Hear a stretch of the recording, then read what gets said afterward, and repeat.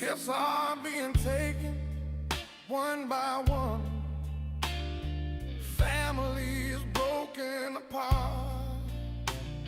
The world keeps moving on. Nobody here to fight. Where are the warriors? Where are the dads? Where are the mothers? This is so sad. I know a place where warriors are made. It's a podcast of true family fighters. You need to listen tonight. Tiff and the Punisher coming for CPS. Tiff and the Punisher, be our next guest. CPs took your children, chased your husband away, left you alone and vulnerable. Let me hear you say, Tiff and the Punisher coming for CPS. Tiff and the Punisher,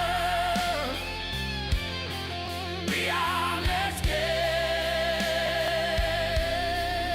guest. Do not be afraid, wipe your tears away. We need to come together, it's our time. To need to tell your friends, watch the show. If CPS comes, this is where you go. They won't win this war against us. This is our crew, we have your trust. Advocates unlock the others. They care for us, they hold us up high. They make us feel important. Others pass us by. Tiff and the Punisher, Tiff and the Punisher, coming for CP. Tiff and the Punisher, Tiff and the Punisher, be our next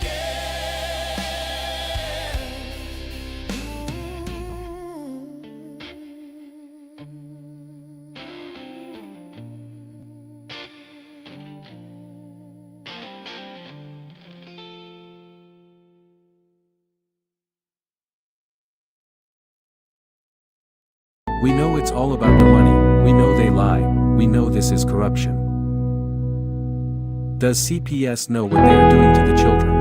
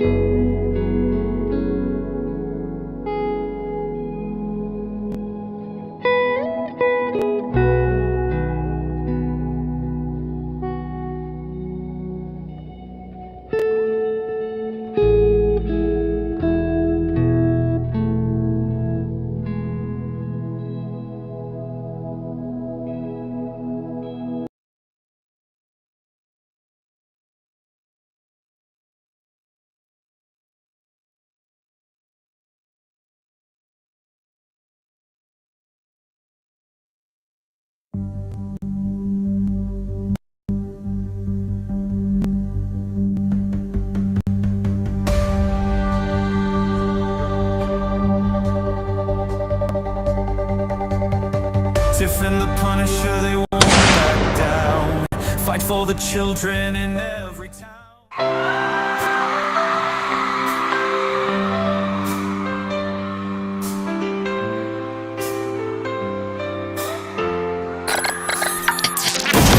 They are taking our kids every day. A child of men and no one has a thing to say for those who have been isolated. Don't be worried, you have a voice today. So listen up everyone, here is the story. Child Protective Services is your radio. CPS is what they call it. They want our kids because it fills a lot of people's wallet. We all think it won't be us. We say when they come we will be so tough. It all sounds good when there's no one to take them. But when they come, your voice gets to breaking. Stay calm, step away. CPS ain't taking no one today. We are educated. Stay calm, step away. CPS, you need to leave. I know the tricks up your sleeves. You can't do what you're trying to do. We have done our homework. Don't do a damn thing without a warrant. You no longer will steal our kids this way.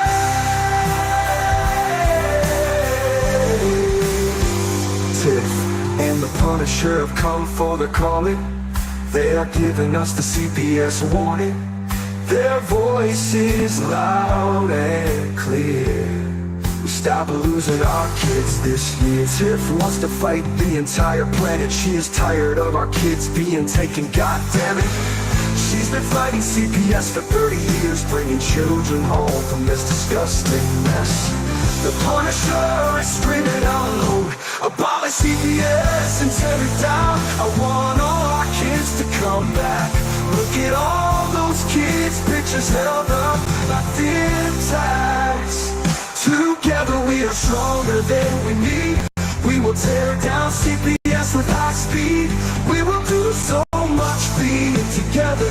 Birds of a feather flock together. So watch out CPS, here we come. Picking you one by one. We promise to bring back the family and prosecute the caseworkers unhandily. So give us back the kids you have taken. Tiff and the Punisher sending you all on vacation. The one with bars in the windows and the only games you play are on Nintendos. Corruption in courts, here we come. We won't stop until it's done. You judges need to learn what you stand for. This is Tiff and the Punisher warrior. We cry out to all of you out there. We need support for a cause that many don't care.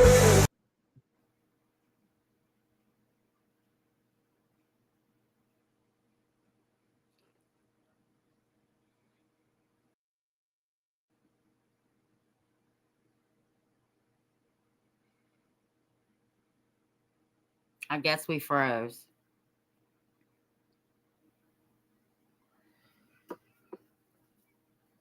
So, happy pre-Halloween, everybody. Since there's Darren. I am gonna call this Xfinity people. I swear to the love of gosh, that's all that's freaking holy. This is just absolutely asinine. I pay for the highest degree of internet that we can possibly get here, so I don't have to deal with these situations. And you know what? Look at what we had to deal with here tonight. Someone was brilliant, having a great time jiving to that tune, and it's just, so I apologize. I apologize very much for that. Oh my God, Debbie! I hope he's okay. My little one's sick too, so Gunnar might have to jump on. But he doesn't have a fever yet, thank God. So we'll pray for your grandson. Yes, we will, Debbie. We don't like sick kids around here for sure.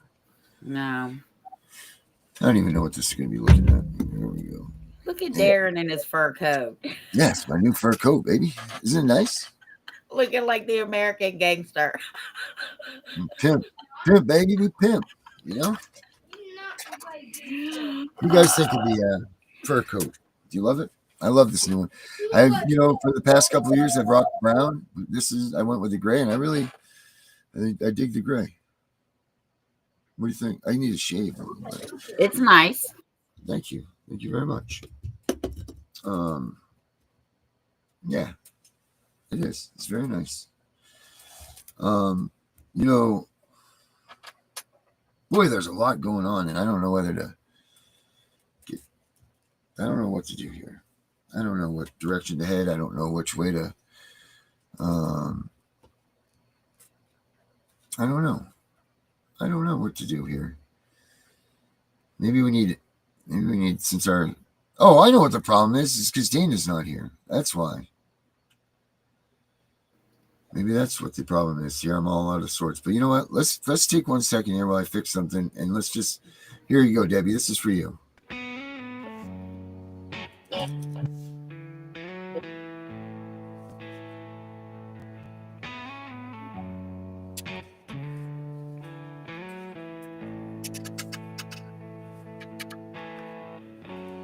Never been a perfect person. I put the cart before the horse. A list of reasons, long as sermons, why I never needed a God. Then I heard his voice, so sweet, it put me on my knees.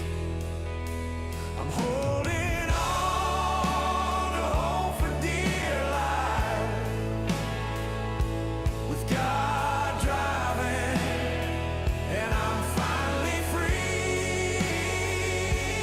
at last. God driving, God driving.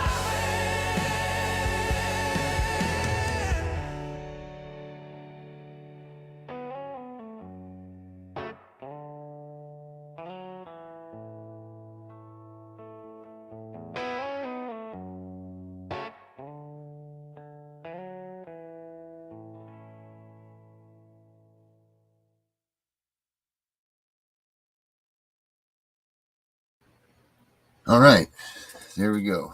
That was for you, Debbie. You too, Ashley. That was a little prayer moment for you guys in case you needed that. Because, look, guys, here's the deal. We're in a war that none of us had the answer to winning. We are in a war that we were never meant to fight. We're in a war that no one even has an answer or a playbook for. We're in a war where the majority of the people that should be fighting with us aren't here to fight. I mean, we're people with sticks and stones going up against aircraft carriers. We don't have a lot of power behind us. And then the people that do come in here trying to give us a fighter or a fighting chance, they all end up being pieces of shit. And they come in here and they take away hope, that what little bit of hope any of us have left, and we devote all of our time and our energy to them and think that they're going to lead us in a direction that's going to get our kids home, that's going to get us financially, taken care of because of what's happened to us. I mean, they lead us into all of these directions, and none of them are coming through. None of them have come through. This is where you need to use yourselves, your own discernment, and you need to realize that you're fighting an impossible battle. If you win, you're lucky. If you win, you paid attention and you played it right. The chances of survival in this fight to come out at the end unscathed and with your children is slim to none. We know this by statistics, but you have a chance.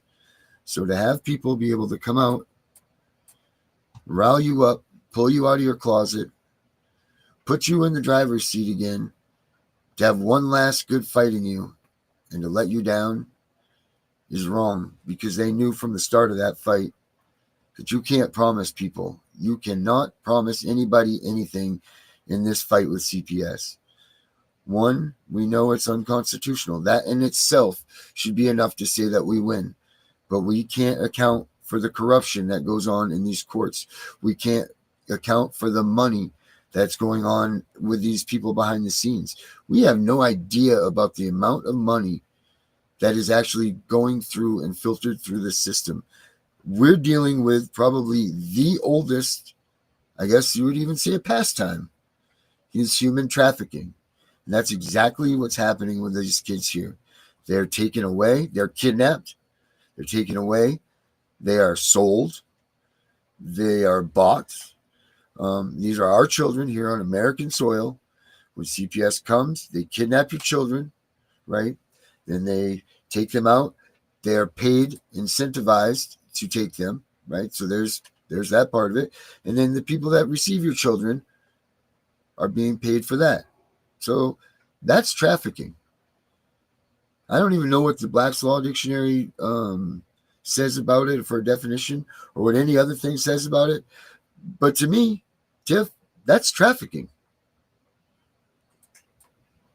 Oh, she got a cough drop. I have to keep my mic on mute. It is trafficking, right? Because you're selling a human being. And you're right. Guess what? The slave owners did it. So it's right up there with prostitution and gambling, right? Because the slave owners sold and broke families up. So it's no different. So they're trafficking kids just like they trafficked families back when there were slaves. Mm-hmm. Gunner, you got something to say about this, I see.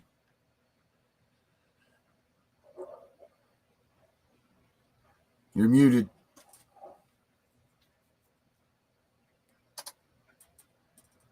All right, Classic CPS Corruption says the father of 5 boys that she's advocating for is a big win in court, expecting his babies to be returned December 2nd.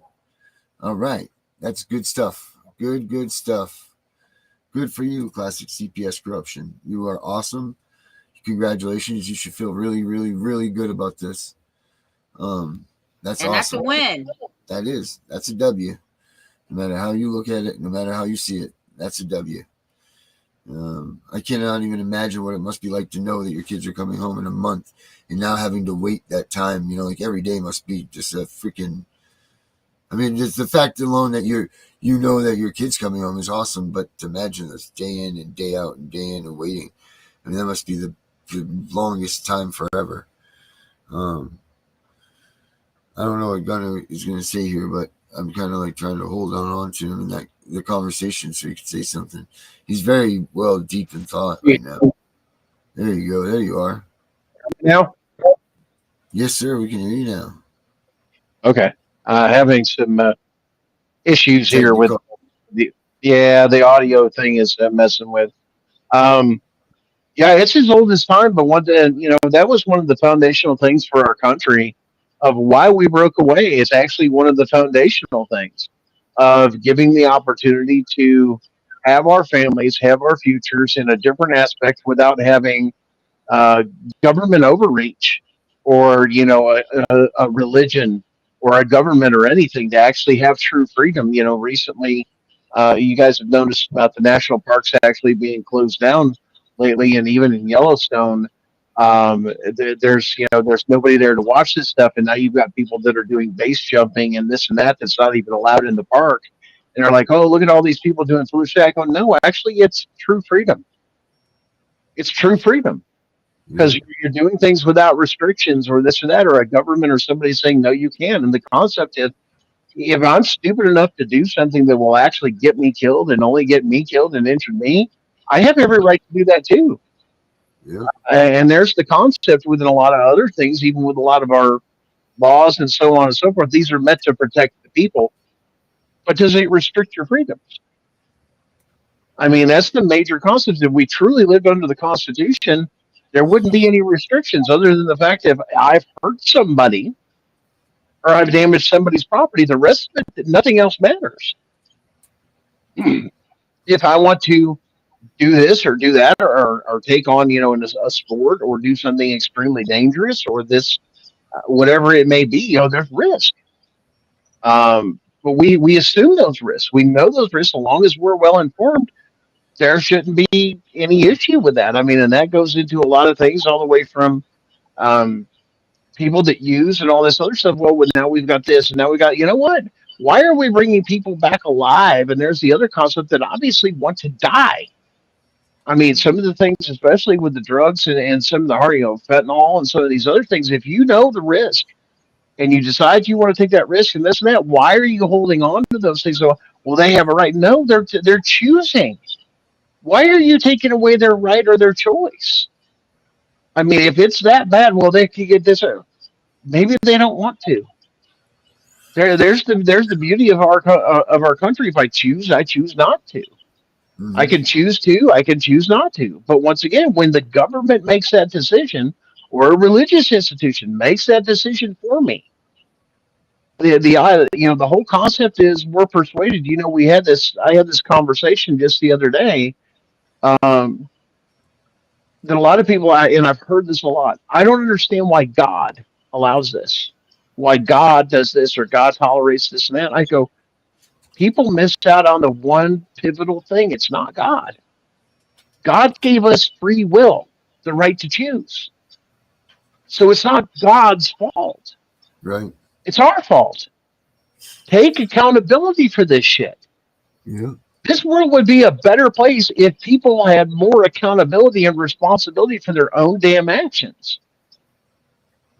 God's not going to intercede with something he's willing to freely let you choose. He's going to say, here you go, here's life. Now choose. Your creator has given you this choice. Now this is our founding fathers understood that. Because you understood God's law. You understood things that were natural. Hey, if you want to go out there and do something, there's a lot of things we did even when we were younger. Even our grandparents did. There was no helmets. There was no pads. There was none of this other stuff. But we still did it. Well, we're afraid of this. Why am I living in fear? But when I go back to those same people that call themselves Christians and this and that, and they go, well, I do this, well, I have fear. If you truly believe that and you believe what's written, doesn't it say, I do not give you the spirit of fear, but yet of a sound mind? Then what do you got to be afraid of? Mm-hmm. Fear doesn't come from your creator. It comes from man. But people don't want to have that conversation because it's easier to blame somebody else than it is to take accountability for stuff. And this goes back with the same thing that the government's overreaching with CPS and all these other things to say we know better than you.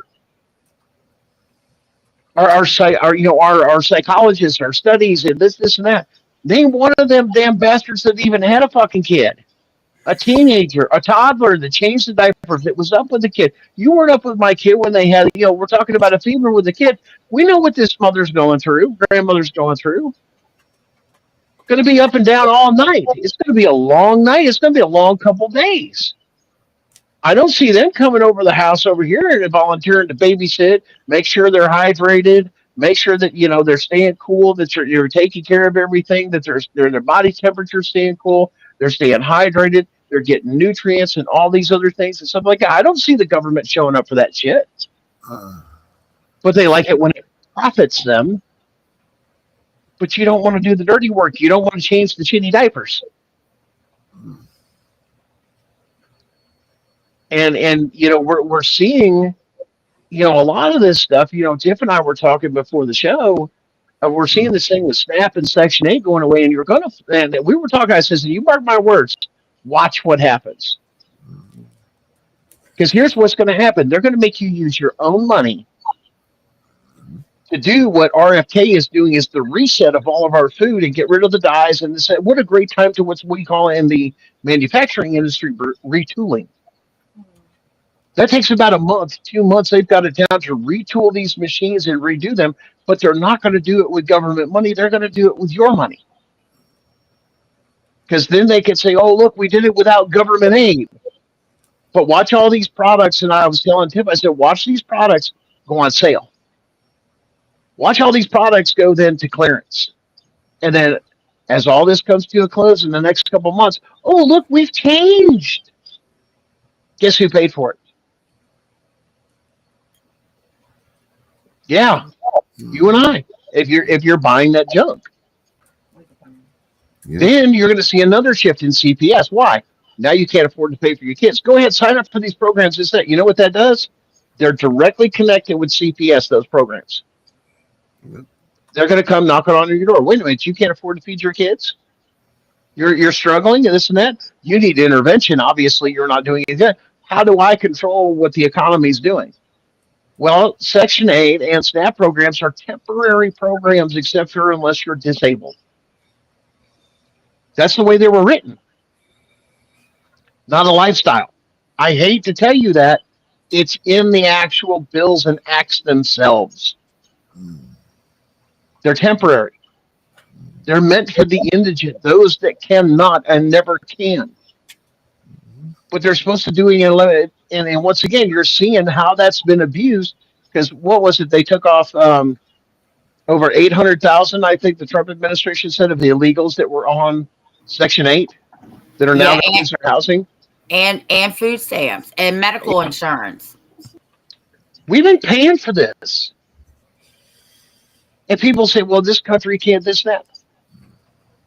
They didn't put in. They're not indigent.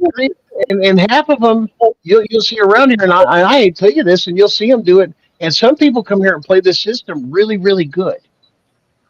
You'll have people from different that own gas stations and this and that. Dana, how come you ain't in here, man? I'm covering for you. Get in here. There he is in the comments. Uh-oh, he bid us good night. He says communication so far, no response. Okay. I don't know. I don't have your information, Dana, but however it is, I'm sure that we can get some information to get you a link to get in here. Darren, send Dana the link. He's got the link. He's saying it's not working. He says all communications there's no response or something. Something's going on there. Try him again. Back here. All right. So, guys, you're going to see this, but then you're going to see this. Why? Then you're going to see fathers going in here, especially fathers, with the way the court system has been done, going back into the court saying, wait, Mama can't now has lost her Section 8 and her thing as far as something else. She can't afford these kids. Now you're going to see that reversal to where they're going to go back in and they're going to get custody of these kids. But now CPS is going to be involved to where they're going to do the transition and the monitoring and all this other stuff that they do, because they definitely want their cut in their money. I don't need you. It's voluntary. But once again, they're going to shove it down. Your Honor, we feel that, they need to take and have this particular thing in here, and our services are definitely needed for this person. You're selling it to the judge that works also for the state. It's a conflict of interest. This is why it's voluntary. Call me wrong. But you're going to watch all this transpire all through the next couple months. And it's a reset. And once again, it's a shift of power. Yeah, it is a reset. And I think I want to say Henry said that. Oh my God. Henry said that somebody that he knows said this is going to last through January. Well, the House is supposedly not supposed to reconvene until January is what was announced.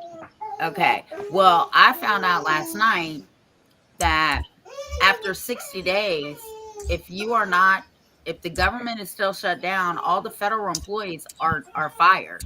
I didn't know that. Yeah. Furloughed, yeah.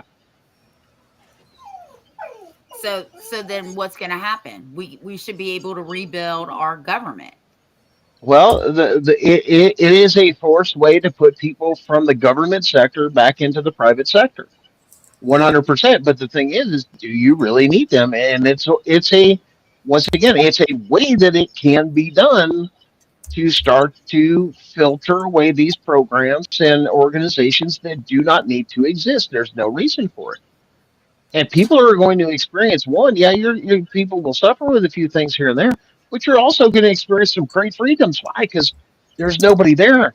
And the other part is eventually with some of the other things through there, they're going to cut some of the other fundings or redirect them. And when it comes down to it, they survive. A lot of states survive 60% or more of your state's revenue, according to statistics published, is coming from the federal government. Well, what happens when there's no money? Now, all of a sudden, the sheriff's department starts shaving deputies and turning them into reserves. Now the hospitals go down in their people, and the money with insurances change, and now there's a whole new thing of reorganization. And now I saw the funny. And now I'm going to poke a little fun at this. That people say that you know uh, well, how do I put this properly for the air? Um, temporary relationship statuses, the price of it will go down tremendously due to the fact what used to be $200 now is $20. Why? Because nobody's going to spend that kind of money on that stuff, and it's unrealistic. And you're going to push a lot of people back into relationships that I was solo, and now I've got somebody. We saw the same thing happen during COVID-19. All of a sudden, the people that were out of work was people that never could get a date before, all of a sudden had a relationship, a boyfriend, a girlfriend, or anything else with somebody that had a job because there was nothing there. And all of a sudden, as soon as all that money came back and the work came out, what happened? All those people got dumped. It's human nature, people. Whether you like to talk about it or not, humans are going to be humans, and they're going to find a way to survive. And trust me, with people saying, "Oh, well, now a guy with a really good job, single guy, let me tell you something, he may take on 2 or 3 different women and just keep them around just enough." Now you're going to look down on something. That's not rap. Opportunist, the same way with a woman that's got a great job and has this and that. It flows both ways nowadays. But people are going to do what survives. And the oldest profession in human history will come back alive like it always does during these times. And it's not going to be going after what? Because the market is flooded now. Nobody's going to want, and and here's the other thing they're not going to like. It's not going to be going towards children. It's going to be going towards other women. Because now that market is flooded to where those that said no before are now going to say yes. Now, you may not like what I have to say, but it's the truth. And it's happened every time during history. People that, and not just women, it'll be men too, that will, once again, connect with people that have better jobs. Why? Because they want a better life. And if you can't earn it, well, you attach you to somebody that has a better one. As they say, either get a job or find somebody that has a job. But you're going to see a lot of people mending fences. But once again, you're also going to see a lot of people that have burned bridges when they try to go back, and they're going to go, "Oh, hell no, the shit you put me through. You deserve every bit of what you've got." Guys, it's truth. But see, there's where there's accountability for your actions before, that because you couldn't be an adult, because you couldn't be reasonable, and you couldn't have a little bit of love and forgiveness in your heart for some different things, or understand people, or even learn how to communicate, that's now going to turn around and bite you in the butt. And that's the same thing that happened before. See, if we knew, half these people would stay in our mind. If we knew them, we're given the resources. One, put your child in a trust. Do you know if you put your child in a trust, CPS can't touch them? No, that's not necessarily true. There's not a lot of international trusts. Because international trusts, there are certain international trusts that we are finding out on research that no matter what the U.S. courts say, you don't get it because they don't answer to them. They're not subservient to that court. There's a lot of research. Now, listen, I'm not saying it's absolutely true, but I'm saying it's something to go down. And what I'm seeing, it's holding a whole lot of weight, which I'm finding out a lot of the very wealthy people do the same damn thing. You wonder why their kids ain't taken. You know why? They put them in a trust and an offshore account. The same thing with all their assets and everything else. Can't touch them. Well, the court says you got to do this and that. Trusts don't answer to that, nor does the things that control the trust, because then it's on an international court, and the international court doesn't take and deal with those type of things. There's a lot to do with these treaties and other things that were done. They're stacked pretty deep.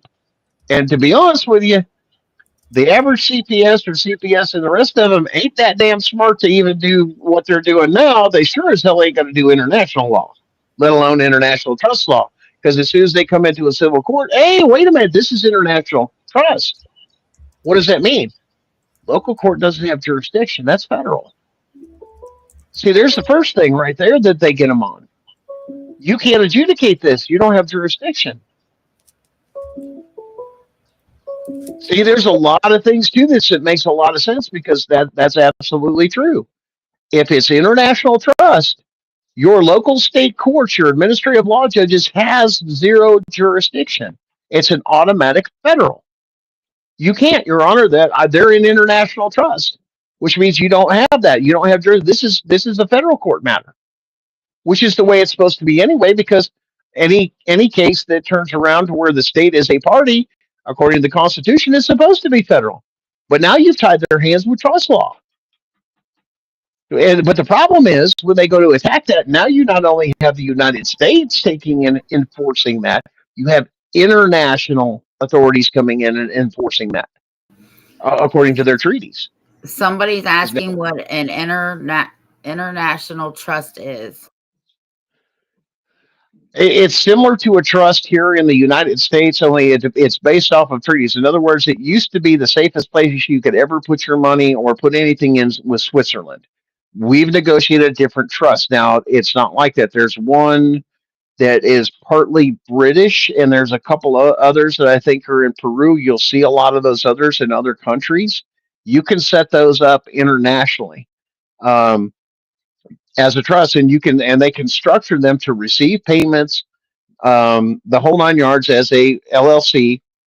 So the trust would own the LLC, okay, like it's a business entity, and then they'll actually deal with you the way they're supposed to is commercially, but they have to follow the commercial laws. I'm an LLC. Nope, those kids are part of the trust, which is part of this, which is also this LLC. And you can assign an LLC to insure or defend the trust, even on this in here as well as international waters.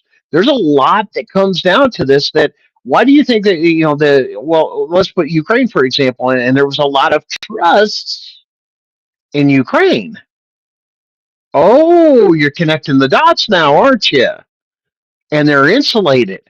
You can't get to them because they don't answer because they're independent and there's no treaties. They have to do it on a financial basis. It has to be a financial conglomerate that goes with it. And if there's not one, there's people that, I wouldn't put one in there because trust in China, not real good. I mean, but they do offer them. But trust law is above contract law.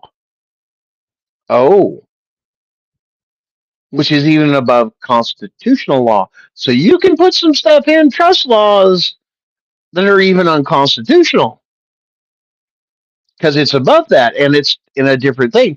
This is why they insulate themselves, and this is why you have to study some of the people that do this stuff. As they say, the Rockefellers and some of the other families and that. You wonder how they get away with half the stuff they do.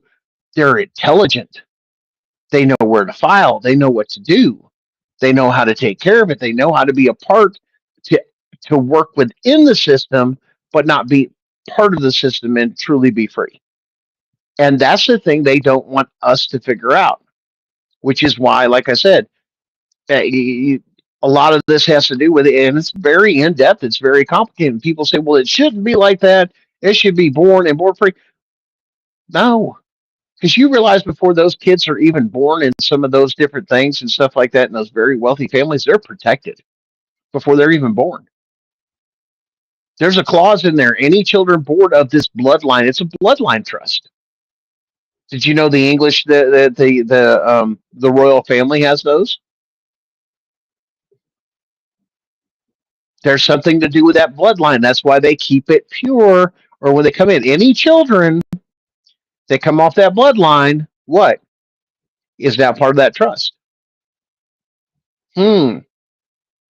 This is how they've done it, even back when there were kings and knights, and there was ways of doing things they don't want you to know about.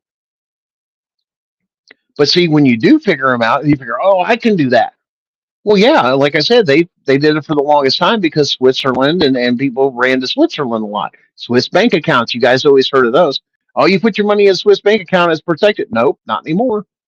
There's stuff in the Cayman Islands. I think the Cayman Islands has still got some trusts and stuff like that that doesn't have there to where not even the FBI or the DOJ can even touch the money. They can't go after it. I mean, their funds, their properties, everything else, they can't deal with it. I mean, it's still theirs, but there's a lot to it. And once again, they have derived something, the core of everything, though, that everything they've put their stock in on this side of the thing is child trafficking and children's services, because it's so deeply rooted. Because Social Security is in there. Like, you can't, it's funded. It's just the way it is. And you know why it's always running out and everything else? Title IV has drained it. You wonder why it's going broke, and they say Social Security is going to be broke and this and that. Look at what Title IV pulls out every year versus what goes in. No. And that wasn't even supposed to be there. Even I believe it's what is it, Title IV-D, Tiff? The child support.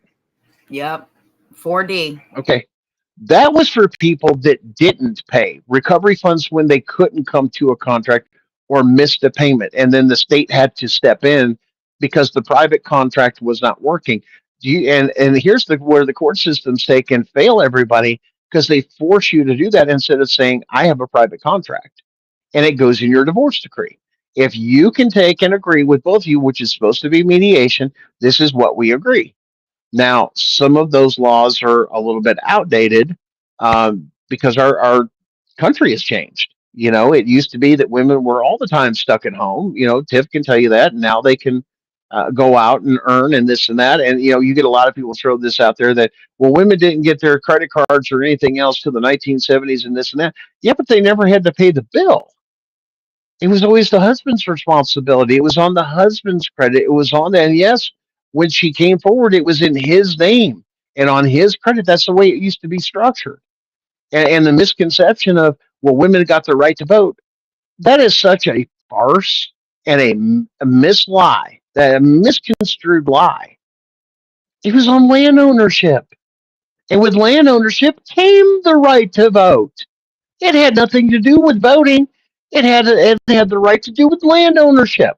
Voting they went hand in hand. But you never hear anything about the land ownership part, do you, Tiff?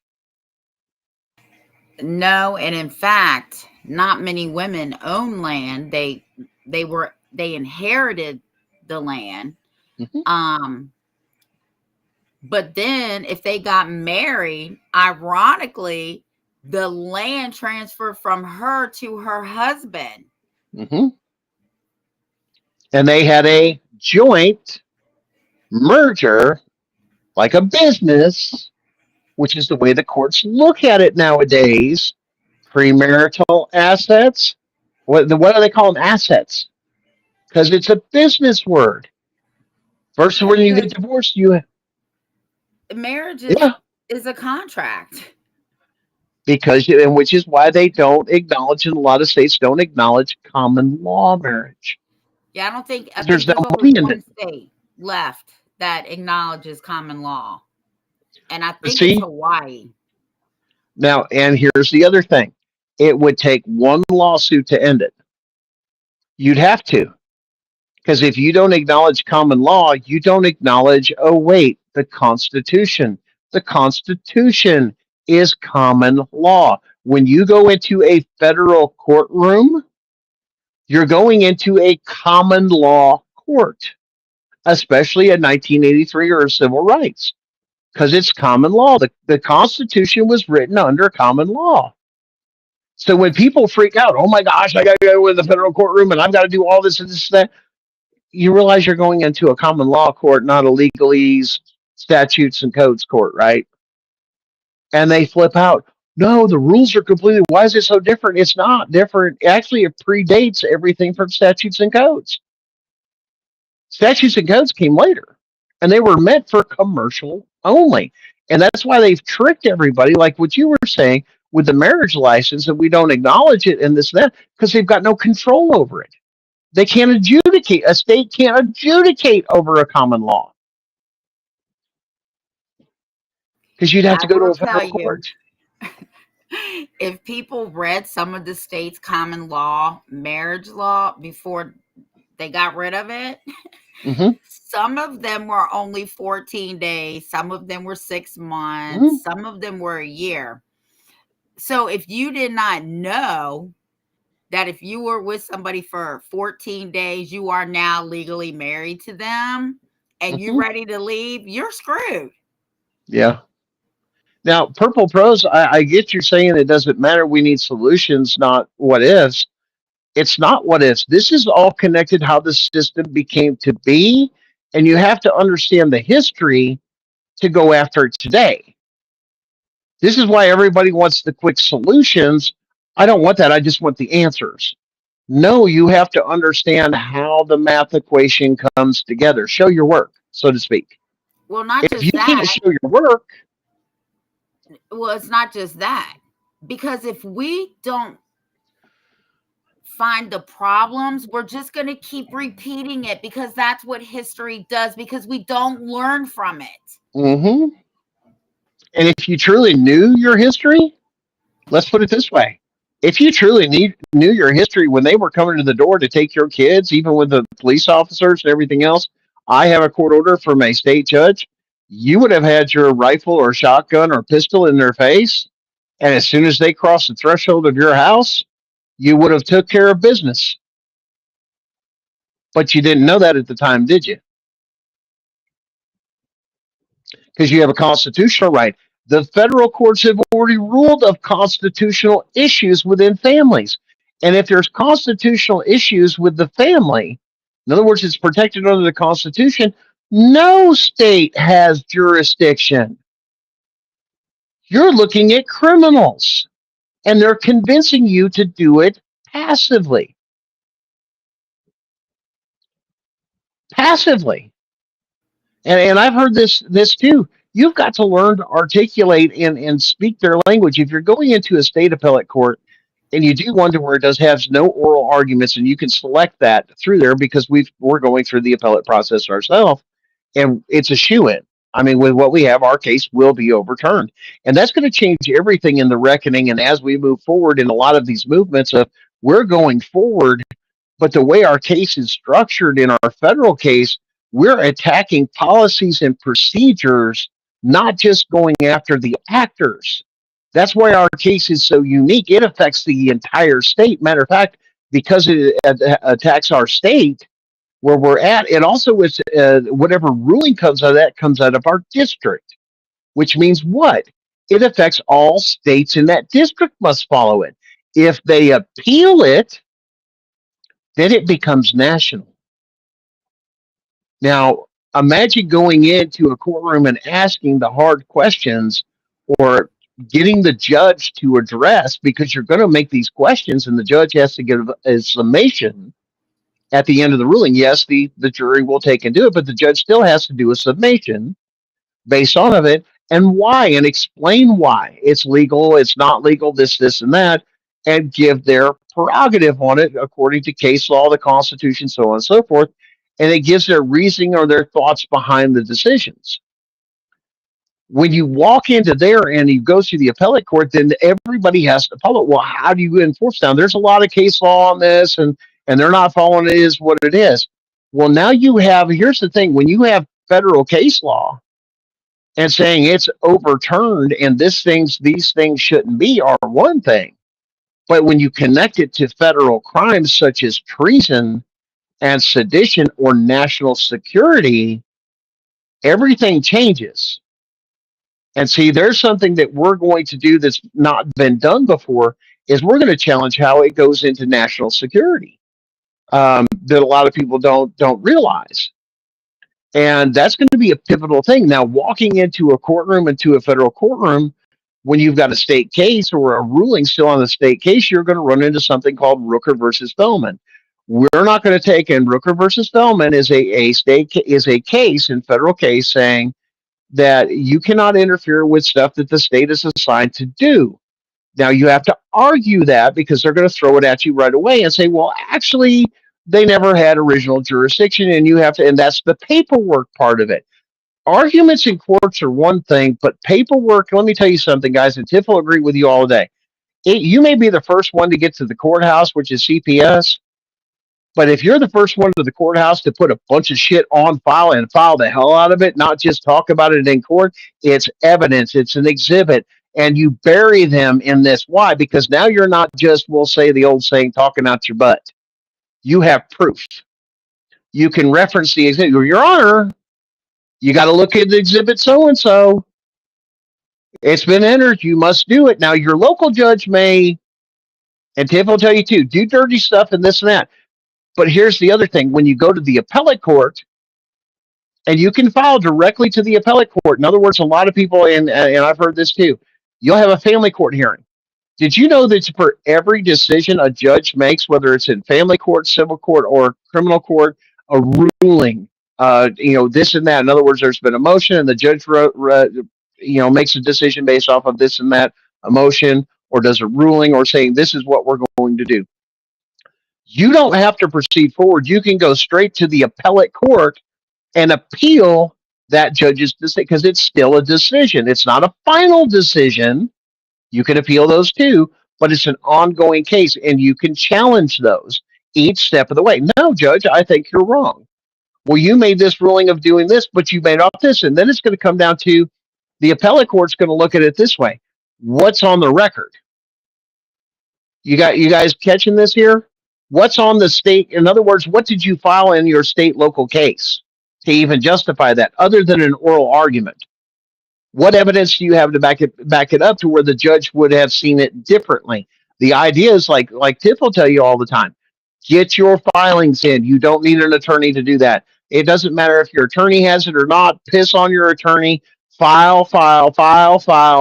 Bury them in paperwork. Because the game is paperwork. 90% of the game is paperwork. And they're not going to tell you that. File it appropriately.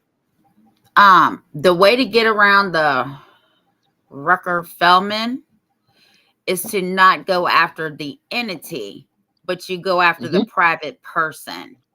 Yeah. Or people, I should say, because there's more than one. Yeah. Because there's a different way. And here's another thing that they're not going to tell you. A lot of people are filing, especially in federal court, they're filing in 1983. You're going after them in a 1983, for example, in a 1983, on their official capacities. In other words, their job title and the policies and procedures. That's what it's set up for. The court of claims is for personal. It's two different courts. Remember how we told you guys all the time, find the right court, file in the right court, find the right court. Don't sit there and go after them personally stuff and this and that, because they're going to kick it back and go, I don't understand. I filed everything in my case and this and that, and I'm going after them, in their capacity. This is what the individual did. Okay, how did you connect the dots between that and that was one of their official capacities? Do you quote the code or the statute or something? They fulfilled this code or statute, and this code or statute is now under, yes, they acted it out. But in your 1983 case, you have to then connect it with how it's illegal or how it's unconstitutional individually, not they did anything. See, this is what they don't want you to understand is the federal court system. The court of claims means this person did it and should have known better and should have known their oaths or the Constitution, because the Constitution says, I don't have the right as a person or individual to violate anybody's personal property or their individual rights. That's their personal. In other words, they knew the difference. They should have known, because once again, breaking the law does not negate I'm sorry, your ignorance of the law does not negate you breaking the law or your responsibility for breaking the law. That's what it's for. When you attack them in certain courts, you have to stay. We've said this to you guys, and I guess we should have gone in greater detail at the time. We thought it was understood. Stay in your lane. Each court is designed with a very narrow lane to deal with specific things. So when you bring up other things or you overwhelm them with a bunch of other stuff that shouldn't be in that court, they're going to dismiss your case, especially in your filings. Because if your filings are going after a personal, they're going to kick it back and they're going to say, because you may write in there in both their official and in their personal capacity. Court's going to kick it out. No, you cannot take and do it in their personal capacity. This is not the courtroom for it. And you'll catch it because actually when they bring that back and they do a report on it, they're saying, you need to correct that. You need to amend that. And that has a lot to do with it. If you're saying, the hospital's policy, I'm going after the hospital's policy that violates the Constitution. Well, okay, well, then you can go after the hospital. Then you go after the doctor that the doctor followed this possibility when he should have had enough common sense not to violate my rights. See what I'm saying? Okay, civil or criminal claim. There's your choice. You have to divide this stuff. Civil is recouping financial thing. In other words, there's a financial impact, okay, that needs to be. Now, even if a criminal act happened, yes, there's a criminal claim, but then there's also a civil part. In other words, you've damaged me, but I need to be compensated in some way for those damages. That's the civil side. The criminal side is, once again, the criminal. How do you file those? Number one, when you file your criminal complaints, make it very clear and articulate, especially in states, codes and statutes and this and that, of what they violated within their own codes and statutes. And you can quote the constitutional or the federal ones, and you file it with your state's attorney general's office. You start at the top. Why are you doing it with your local DA? You should also be using your state constitution too when you're filing these claims. Absolutely. 100%, because it mimics that. You can enter, here's the thing, you can enter a constitutional or federal stuff because every state's constitution actually has a clause in there deferring back to that every law and everything in this state, and it's in your state's constitution, must be constitutionally sound or wording similar to that, usually towards the end and towards the close. Should you or need to do it? No, actually, a criminal case. Now, listen, this is the way a lot of this will go. If you've pressed criminal charges, and there's an ongoing criminal investigation or an ongoing criminal case, a lot of civil judges, because you'll notify them it's connected to this and that they will delay your civil case until the criminal side is completely done to make sure you're not going back a second time for multiple filings and it was done correctly on what they were convicted of. Okay? That makes it so much, that's a walk in the park when you go into civil case where there's criminal. But like I said, there's multiple ways of doing it. Yes. And you have to file the criminal. We encourage you. They wonder, well, they broke the law. They did this, that, and I took them to civil court. No wonder they never faced any criminal charges. Did you take and go to your attorney general's office and assign it? Because here's what it's going to do. The state attorney general's office is going to look at it. They're going to look at where you're at, their assistant DAs, okay, district attorneys within the counties, and whether or not they can even adjudicate over it because of a conflict of interest. They may have to bring in a special prosecutor or a special person from the state to represent that particular case because there's a conflict of interest. But then the state attorney general's office does that sifting for you. You don't have to. Listen, you can't use it because I went to the attorney general in my county, and they never investigated it, and they blew it off, and they buried evidence and this and that. Well, obviously, the U.S. or your state's attorney's office is going to say, well, we can't use the district attorney because he's already aware of the case. As a matter of fact, that's a crime because he didn't take it. You're supposed to be able to. The concept was file it in your local office. But now we're finding out that it's more adequate and it's proper to send it up the chain so it goes to a different filter so they don't get a chance to bury evidence or dismiss your case. You file in the state capitol under the state attorney general. When you do that, then they analyze it, they look at it, they go through it. And here's the thing, they're usually, at 90% of the time, you're not even in the same damn county as those people anyway. That goes off to, you know, the where your state capital is. And if you don't live in the state capital, you ain't got to worry about it. Your local DA ain't going to get it. And then they're going to say to the local DA, what do you know about this case? Or if you put it in there, hey, I tried to bring it to the local DA and they buried it. Well, obviously, he can't adjudicate or go after it because it's a conflict of interest. But they get to make that decision. See, this is why we got to know where to file, how to file, and how to do these things that's been hidden from us that now we're discovering, especially in my case, because these are the things we're going through. And to prove a crime, here's the beautiful thing. When you file charges, you name the person, you describe the act that they've actually done to break do the crime, you quote the state code that they violated and or the federal code they violated, okay? Then you've given them what's called probable cause. Oh, yeah, probable cause. Even enough to where maybe they don't need anything else, but they're going to confirm it under investigation. But you've already given them possibly enough to go before a grand jury to indict. You realize you have the power to do that, to present enough evidence to indict somebody. They're going to confirm it. But once they confirm it, there's enough to go to a grand jury. This is how the process works. And when it goes before a grand jury, then they're screwed because they're going to be notified you're under investigation, and because you're under investigation, you can't do anything. You're now at home, maybe on paid leave, because these are serious charges, and we have enough to prosecute. We just need to know if there's anything else, because when they open that door, oh, they're going to run down that rabbit hole. Because trust me, here's the thing. When they go after the locals, which is why the locals, fear the Fed or the state coming in to do stuff, because as soon as you kick open that door, all their buddies and everything else and stuff like that, they all start shaking in their boots. Because once you kick that door open, they know somebody's going to jail. And then it's a matter of, then you watch them eat themselves, because they're going to turn on each other. Listen, I'll make a deal. You got me. But let me make a deal because I got dirt on this judge. I got dirt on this. I got dirt on that. And this is how those investigations go.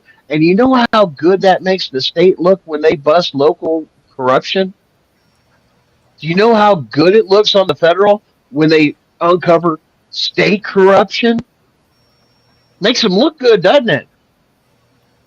Matter of fact, it's newsworthy.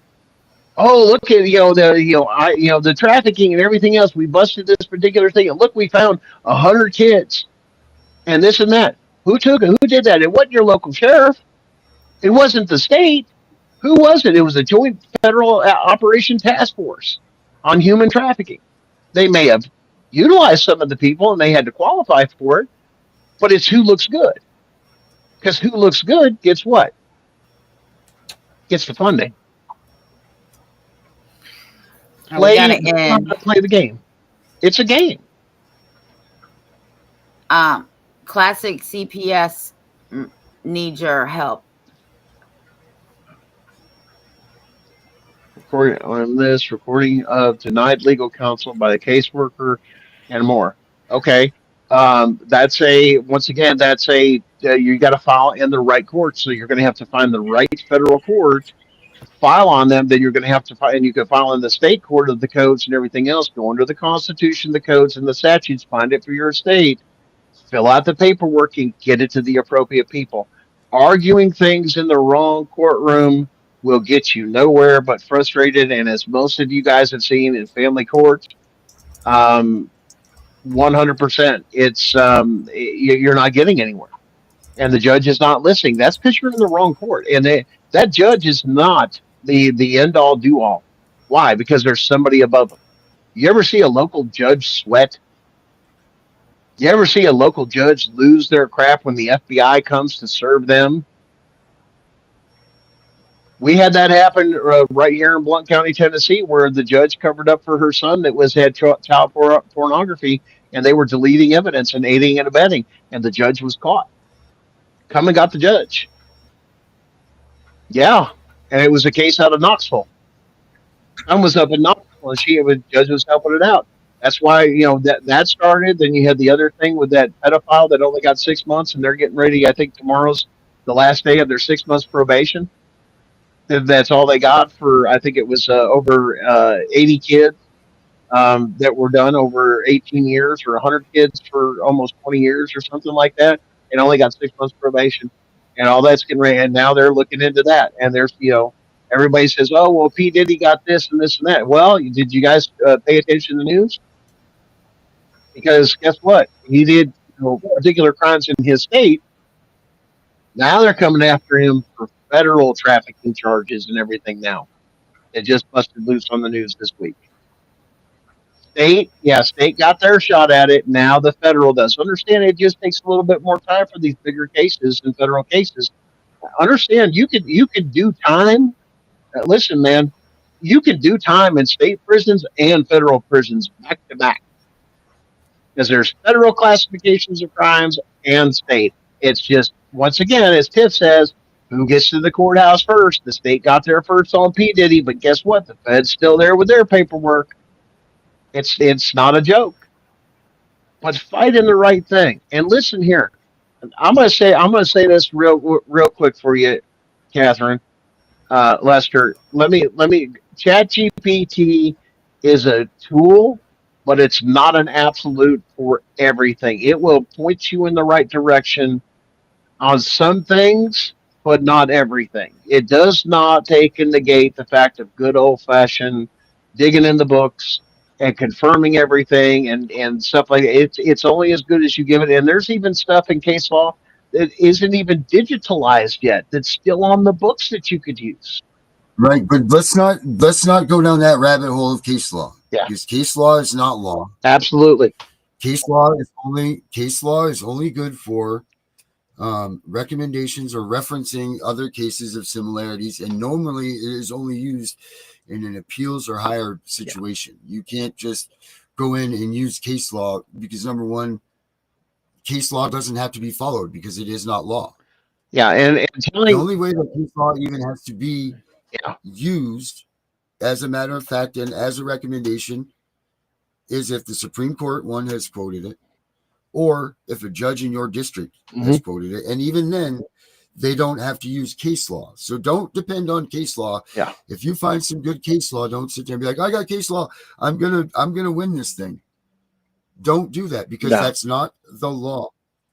People, stop trying to sit there and surf through case law after case law. Look through the books of the law. Look through your Constitution. Look through your Bill of Rights. Look through the statutes and codes before you go to case law. Because case law is nothing more than someone else's decision that they don't even need to follow. You can get them on codes and statutes, and it's more powerful than case law. And it's 100% because that is the law for them. That's the things they must follow.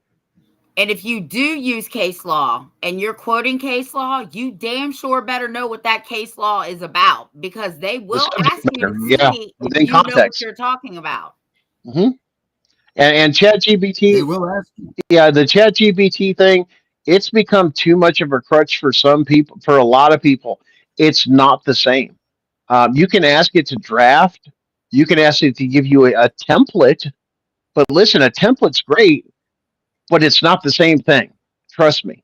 It's not the same thing. And they're already picking up, even the courts and everything else, they're picking up on, even finding out that the court clerks were getting lazy and using the damn thing to write, orders and some of the other things in there, and they got busted. Hell no, you get paid to do that. If I could pay AI to do your damn job, I sure as hell would. It's a whole lot cheaper. But once again, this is why we have humans in there. And like I said, when we tell you to go back to the statutes and codes, especially for your state, back to your state constitution, like Tiff was saying, that's where you get them. That's the law. Those are the rules. Case law is just somebody's opinion based off of what was presented. It may be similar, once again, but it's not the same thing of pointing out to the exact code. When you can go back to You violate a code and statute and this and this and this and that and all that stuff that's in there, regardless of policy. Policy and procedure don't mean shit when it comes to codes. Nothing. It don't mean jack. But they have to follow those codes if they are mandatory. Those are mandatory things you must do, which is why I tell you guys very confidently with our appeal, especially in our appeal, they broke a huge major code. Code 24-7-123 of Tennessee Code. It was a must. It's filed under how to enter evidence. There's one rule. But it's also due process where you have a right to face your accuser that never happened, and it's also a standard. It's something. It's listed as a standard code. You must meet this, non-negotiable. So when I say pretty confidently, "Oh, how do you know this and that?" Because you've got to understand the code. The code says this is a standard. Check this out. So I'm reading through what stare decisis is right now. And it's going on, and that's the decisions that have been in the past that they need to rule on, by precedents and so on and so forth, which still, again, but listen to this. The U.S. Supreme Court creates binding precedent that all other federal courts must follow, and that all state courts must follow on questions of constitutional interpretation. In other words, they don't get to interpret the Constitution in the lower courts. You have to go by the federal rulings. But it says all state courts must follow on questions of constitutional interpretation.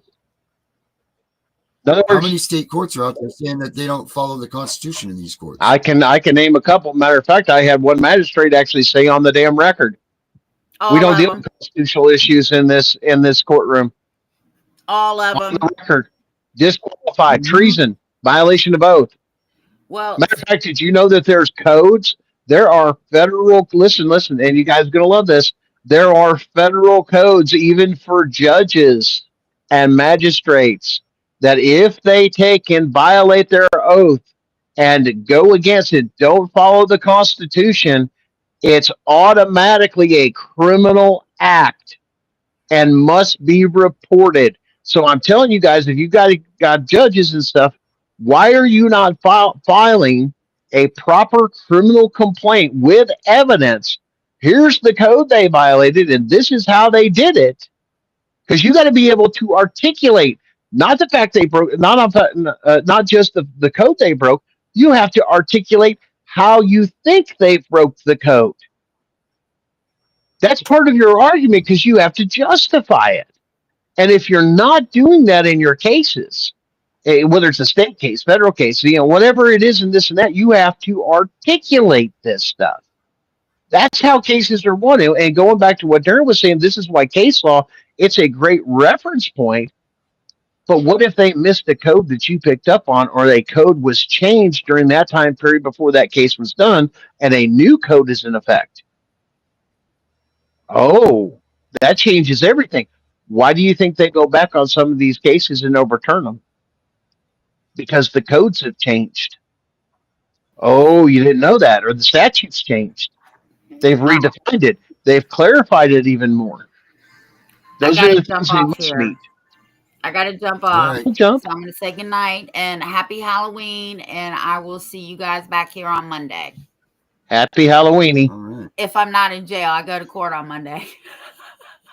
Oh, Lord. The dog's running wild. Burn it down. She's probably, are you going there with our friend Claire? Yes. Okay, well, Oh, go get him, Tiff. I am. Oh, Lord, those two. That scares me, Darren. I mean, just a little bit. It's going to be it should scare them a little bit, too. Man. But I think we need to just, I guess, a little bit of the show is just turning around and educating people a little bit more of our court system. And I agree with you, Darryl. We've heard so much about case law, and skipping the whole fact of codes and statutes of being the rules, the rule book, and turning around and going, well, what if they missed a code? Or what if a new code that was written that was never even applicable during that time that is now applicable? I mean, you need to, that's so important that you go and you look that stuff up. You need to, and if you're going to use ChatGPT, if you're going to use all of these things, you need to make sure that you reference this stuff, because Absolutely. there might have been a decision that followed what you're, like they say, ChatGPT will say, for instance, gunner versus gunner, blah, blah, blah. Well, there might have been a decision in 2026 that now knocked out the gunner versus gunner decision. And then now there's a new way of interpreting this rule. Even for example, my case in the appellate case, the code was updated in 2024. So there was a change. The code was still there, but then they further defined it or expanded the definition of it, and they made it retro. So you guys have got to look at a lot of that stuff that you're not asking. They're saying, well, ChatGPT, well, I told it to give me case law on this. Okay, well, what about the codes that go with it and updated and the current codes and the current statutes and everything else? Because that's what they're going to look at. And case law, like you said, is not going to affect it as much as saying, here's the code that was broke or this or that or the statute, and articulate how it was broke is even more powerful. So, and then I saw someone on here earlier, they were talking about the Rooker-Feldman stuff. Well, I'm going to give you all a gift that you were all, if you were all trying to get around Rooker-Feldman. It's Christmas early, folks. Pay attention. Yeah, and I believe it is Monolith versus Trinity, right? Yep. Monolith versus Trinity. Yep, that's the case. And that was come out in May 25th, 2025. That's when that was adjudicated. And that came out to say that you can use your family court case or in federal court to get your, because what's happening is a lot of these 1983s get shot down immediately because you bring up your family court case and what went on in there. And it's not their job to adjudicate for lower courts decisions. That's not what the federal court's there for. So people have been putting their family court cases in there, and they say, no, we're not going to hear this because, we're not here to turn this around. But with that, yeah, I want to make sure it is that case law. It was Monolith versus Trinity. Yeah. I'm pretty sure. But what happened is that they had a rule that it is determined that you do need to speak about what is going on in your family law case to get you to the point to show what you're trying to say your constitutional violation was. Whereas before they would shut you down, say Rooker-Feldman, and you don't stand a chance. Yeah. But it is, I'm pretty sure that's if you guys are proactive with putting this in your original filing, they won't even have the thing to bring up Rooker versus Feldman because you've already knocked that out of the park and addressed it. So now there's no further argument, because then they'll go back and look at it and turn around and go, oh, wait, I can.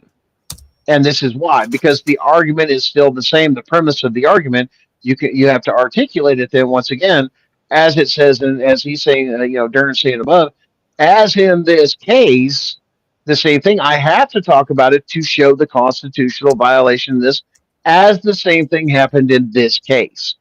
Now you've taken kicked him in the teeth, so to speak, is what is going on. If you Myroth versus Trinity, my bad. It's Myroth versus Trinity right here. Yeah. Got it. My bad. Sorry about that, folks. But I'll give you, there's a great write-up about it right here. I'll put the link in here. So if any of you guys have gotten into these courts and they just blasted you with Rooker-Feldman, even you lawyers, because not a lot of people know about this. I stumbled across this not too long ago myself. So there's a lot of lawyers out there that don't even realize that that this is out there. But this is a great way for you guys to well, if you're lucky to find an attorney that'll take on a case in federal court against CPS and everything else, due to the fact it is a conflict of interest for their licensing and everything else that they have with the state, because they're actually going against the state. That's kind of an issue I have on that too. How can you find somebody that's going to fight for you that actually can then be brought back before the bar and everything else? How dare you go against us and the state, that they can be penalized that way? And that's a fear of a lot of attorneys have too, even the ones that I've talked to. I don't want to go against the judge. I don't want to go against this. I don't want to go against state. Why? Because I can get retaliated against, and my practice is everything, because then I won't have enough. I can't make you my last customer, or I have to win enough money off of your case. I don't have to worry about my next customer. which is why they charge so much, Oh, especially for those that have federal cases like that.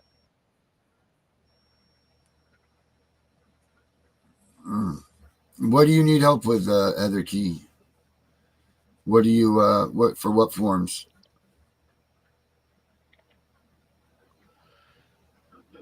Um, what would you? We're waiting for you here, there, Miss Lady. Well, it takes a little time. There's a Yeah. little delay on that stuff with them. Yeah. Yeah. And I need your help. You read that one, right? Proof my son was vaccinated. You saw the one from Classic CPS Corruption for you? Yeah, I saw that one back through there. You got to fight that in the right court. That you're going to have to take under Department of Health and Human Services and look under their statutes and codes, especially with RFK passing what he has now.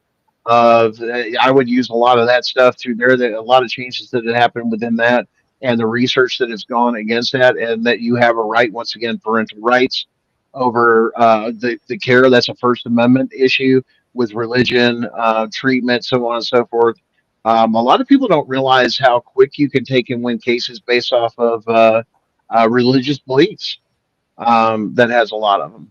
So, all of them. She's needing help with all of them. Let's see. I need help. Depends on the state you're in too. Q Angel thinking 1717. Each state is different on their forms, their format, so on and so forth. Um, and then what court you do in. So you're going to probably look at a, um, you're looking at a criminal aspect and filing that with your state attorney general's office to format that of what code was done, this and that. In other words, forgery. If it was sold illegally while you were there, whose name was on the title, so on and so forth. Uh, Okay, she's saying she's wanting to get in sometime. Um, do, Go to the CPS Breaking News network, cpsbreakingnews.com, and there's a link in there about the show, Angel Thinking.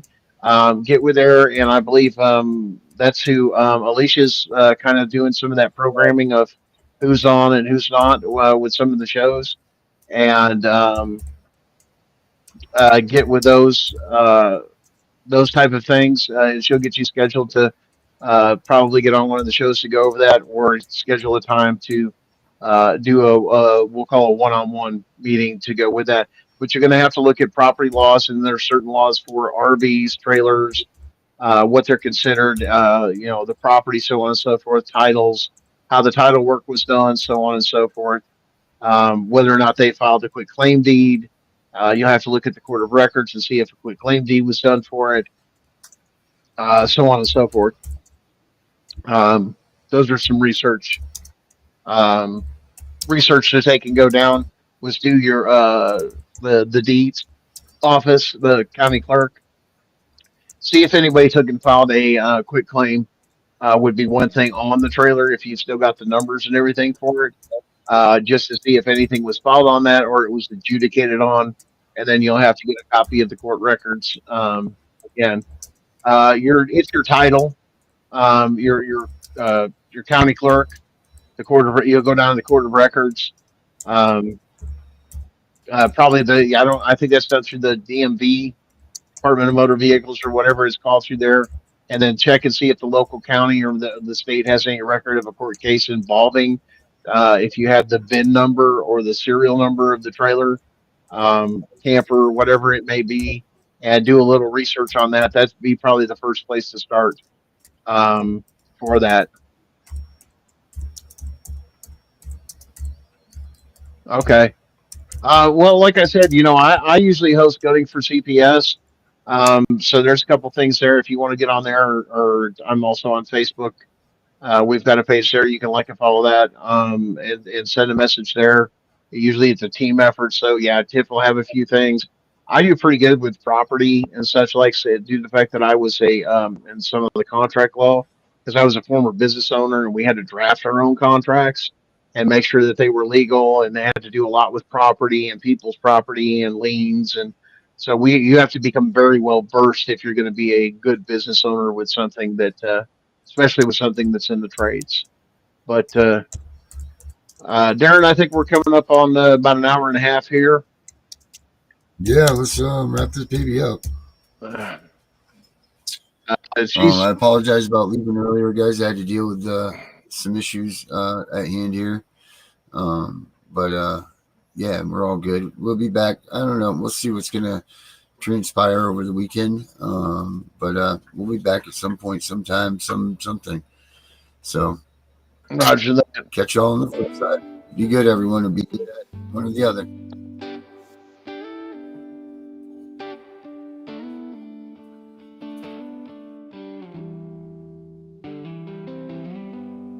Well, the children are all so far away.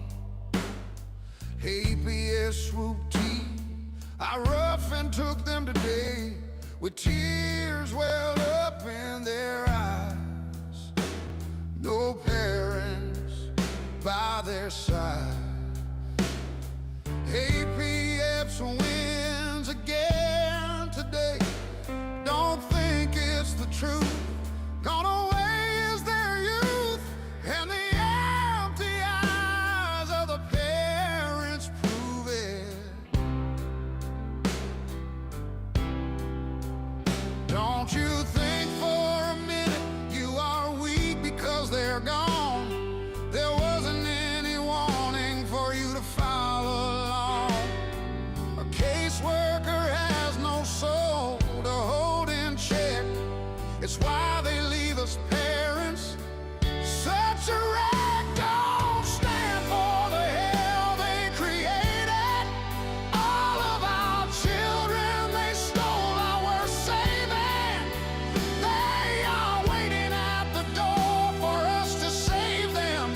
We need to stand up for our God and obey Him. He leads us to the battle with a beating drum. He knows the feeling they took his only son.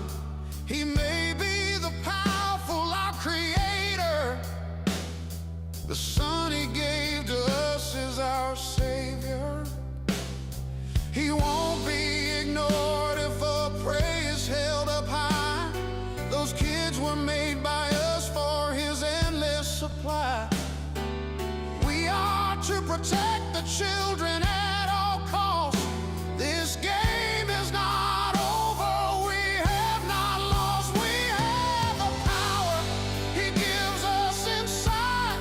We rise to the faith when it's time. You never stand by yourself. Take God off the shelf and then draw the power you need to beat it, beat it. Draw the power you need to beat it, beat it.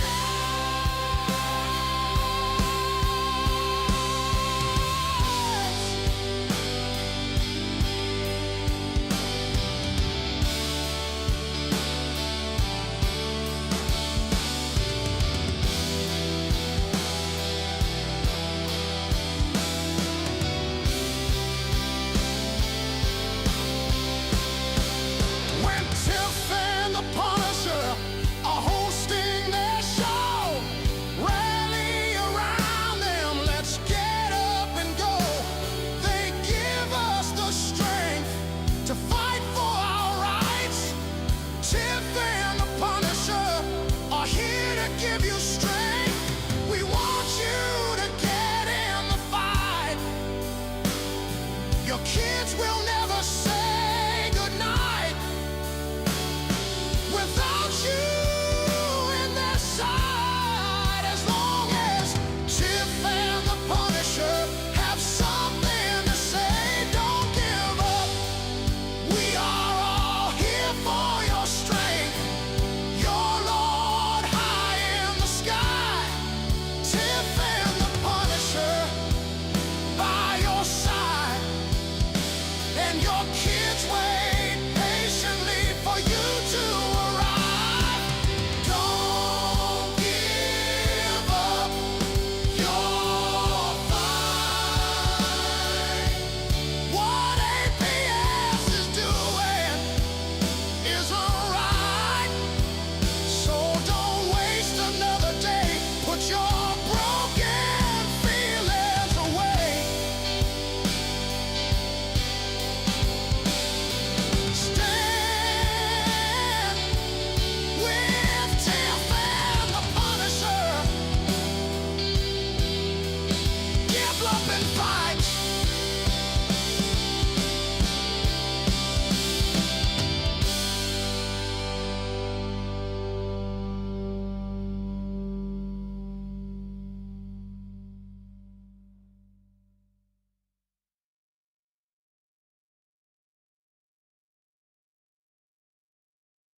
We know it's all about the money, we know they lie, we know this is corruption.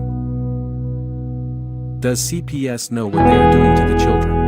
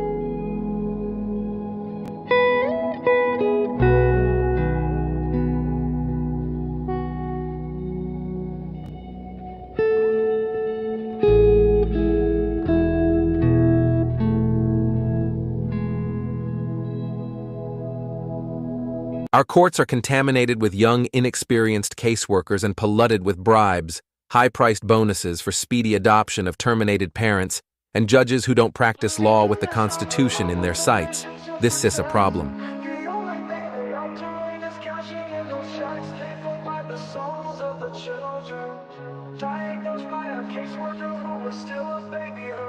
They take away the fathers, leaving just a mom and cubs. They know that with that out the way, the better things will go. Breaking apart the family, destroying the American way. Our legacy is built upon our families of yesterday. Fuck CPS, fuck what they doing. Fuck CPS, they need to be ruined. It's all about the division of family services. You hear that the division is what they about. They prey upon the family, the ones that the dad's been kicked out. We can't stand for this abomination. This is the song that needs to play across our once great nation, making us aware of the problem. Stealing our kids, it's not mama drama. Stand up for those who are lost to them. We need to fight for the family, making America great again.